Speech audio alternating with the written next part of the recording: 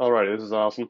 Pretty timely, I think. Not that social media or misinformation on social media or in general is only just beginning, but that I know a lot of people in the population of people who only get or largely get their news from social media is growing, and there are a lot of people on social media who may come off as experts in their field just because they have a large following, but a large following does not make them an expert.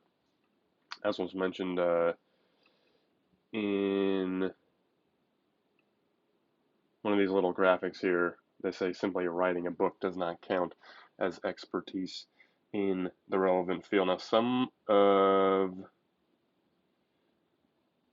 what I think allows the misinformation to spread is related to just a shortened attention span that's generally come about from usage of social media or just being online in general. And that a lot of people, including myself, definitely can fall into not reading the whole article or just kind of regurgitating the headline or just regurgitating a video title without watching the whole video. Um, and that was mentioned in How to Spot and Combat Health Misinformation article. As they read beyond the headlines. Obviously, that's easier said than done, but reading the whole article or reading more of the study, if you can, super important. I have a good example of this one earlier this semester in a psychology class I'm taking.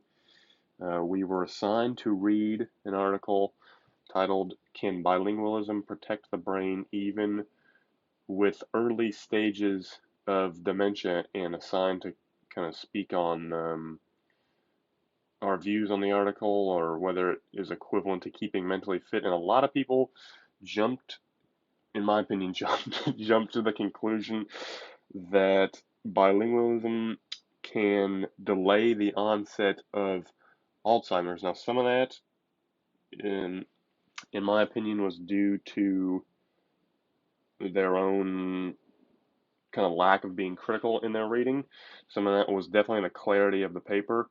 Um, the major ideas were that they tested a bilingual group and a monolingual group for mild cognitive impairment or MCI and Alzheimer's disease. And those with bilingualism had later onset of MCI than those who were monolingual, but those with or those who were bilingual progressed from mild cognitive impairment to Alzheimer's disease much quicker. But a lot of people didn't get that far because it was not actually included in the article. So sometimes I know that the articles written about scientific papers, as was mentioned by John Bohannon, I believe, don't actually include facts, or not all, but not all some of the relevant facts um, from the physical studies.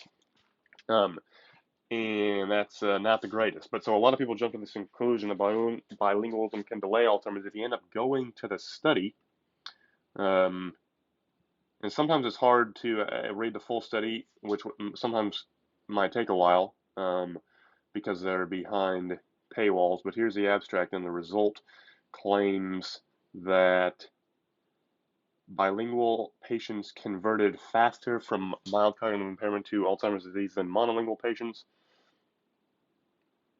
resulting in no language group difference in the age of Alzheimer's disease diagnosis. Sorry about that, but the result was that being bilingual or monolingual was not associated with an earlier or later age of Alzheimer's disease diagnosis, and it didn't really matter. But a lot of people came to the conclusion that it did just from reading that article, and that's clearly problematic in some ways.